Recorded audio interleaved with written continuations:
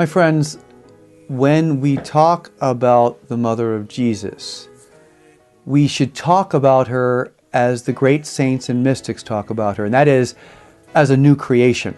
And let me put it to you in terms of theological categories.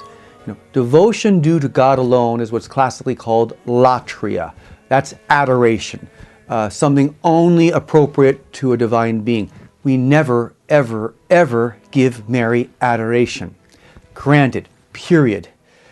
At the same time, knowing that Mary is the perfect human being, the perfect element of the Father's creation, we will never do justice to the dignity in nature and degree to the Mother of Jesus. Let me say that again.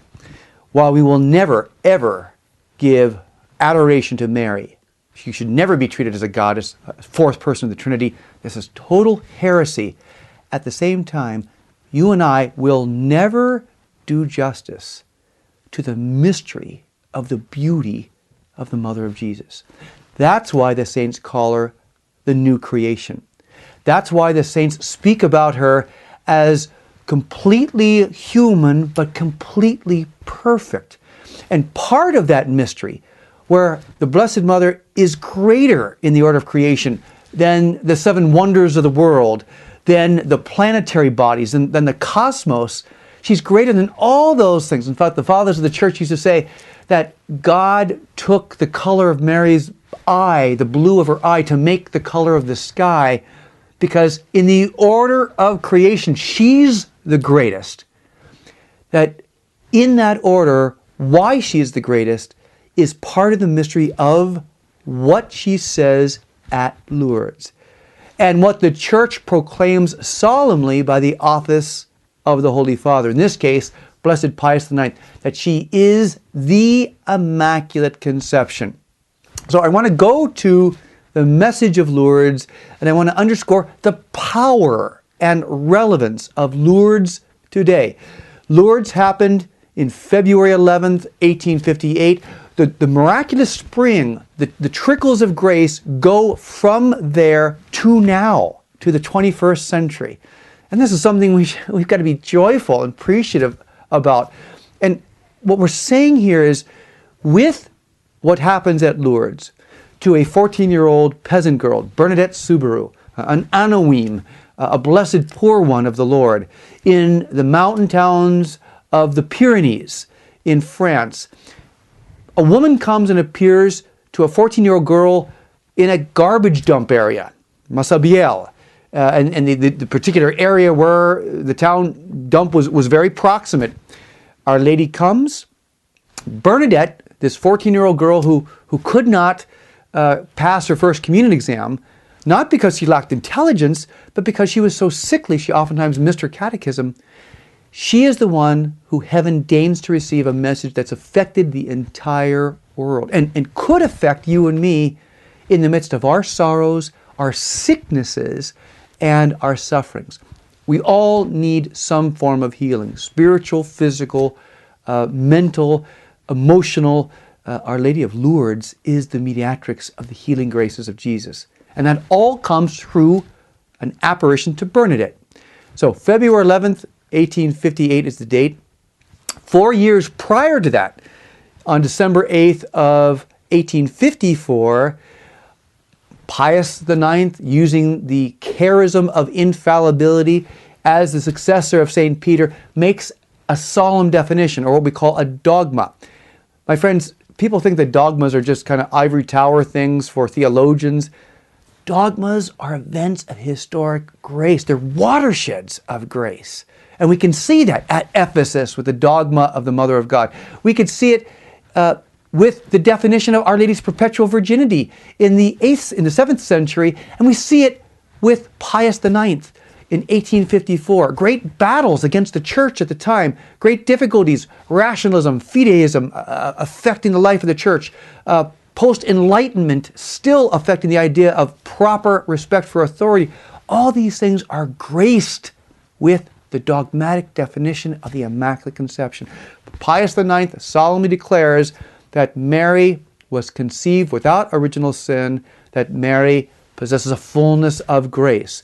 So with that, some 4 years later, you have the confirmation of this truth, but really what we can call the personalizing of this truth in what Our Lady says at Lourdes. Now, what do I mean by personalizing of the truth? Well, the truth is a truth. Mary was conceived without original sin. This is revealed in Genesis 3:15. She's the woman with the Son, the seed of victory, against the snake, the serpent, and his seed of evil. Her enmity, her opposition, is entirely and radically opposed to Satan, just as Jesus is. It's a parallel opposition. And when the angel Gabriel comes and calls her the full of grace, in Greek, ke keratomene, you who have a plenitude of grace, literally, you who are perfected in grace as an action completed in the past. That's what the Greek verb, the passive participle means, ke keratomene. You who have been graced fully, something in the past that affects the present. Yeah, it affects the present because now the angel's coming to the full of grace, calls her the full of grace, and invites her to be the mother of Jesus, so she can pass on a perfect human nature to the Son of God becoming man. It's all the beautiful appropriateness of how God does these things. So at Lourdes, Our Lady comes. Bernadette calls her Aquero in the Patois dialect, the French dialect, which literally means that one. And she starts getting these messages, 16 messages from February 11th to July 16th of 1858. Well, on February 25th, she's given the message to go and dig. And Bernadette doesn't understand what this means. And there's the river Nave, which is behind the place of the grotto. And Bernadette starts going there, thinking Our Lady wants her to go there. No, Our Lady motions her back and motions her under the grotto. Bernadette doesn't know what to do, so she starts to dig. From that digging comes a miraculous spring. This is February 25th, 1858.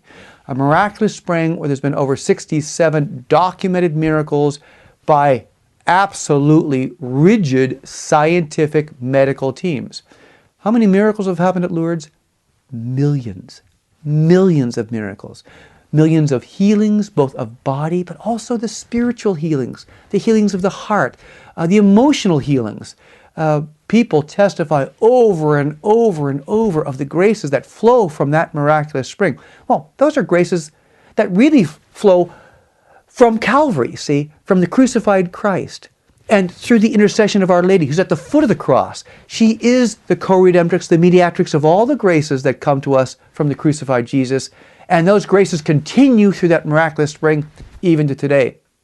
Well, on March 25th, you have of 1858, you have a powerful statement. Bernadette had asked who this lady was several times. Our Lady had refused, chosen not to answer. On March 25th, she asks her 3 times, and Our Lady finally says, I am the Immaculate Conception. Now notice, my friends, she didn't say, I was immaculately conceived. She says, I am the Immaculate Conception. St. Maximilian Kolbe would later explain that with his typical brilliance and inspiration by saying, she's saying, by saying, I am the Immaculate Conception, that there's something about her very essence, her very nature, that is full of grace. What is accidental for us, what is a non-essential thing for every other human, that is to be in grace, it's accidental anthropologically, right? We all need grace to make it to heaven, but you can be human and not be in grace. For Our Lady, it is part of her very essence. She is the new creation. She is mysteriously an element of grace by her very nature. God the Father created her in grace and of grace to be the perfect mediator and partner with Jesus in the order of redemption, always subordinate and secondary. This is such beautiful stuff we get from Our Lady of Lourdes. So I want to continue in our next segment to talk about what this means to you and to me. She is the Immaculate Conception, and she does mediate the healing graces, not just for the people of 1858, but for you and me. We've got to open our hearts to that miraculous stream. This is Mark Miravalle saying, thanks for being with us at Marycast. God bless you.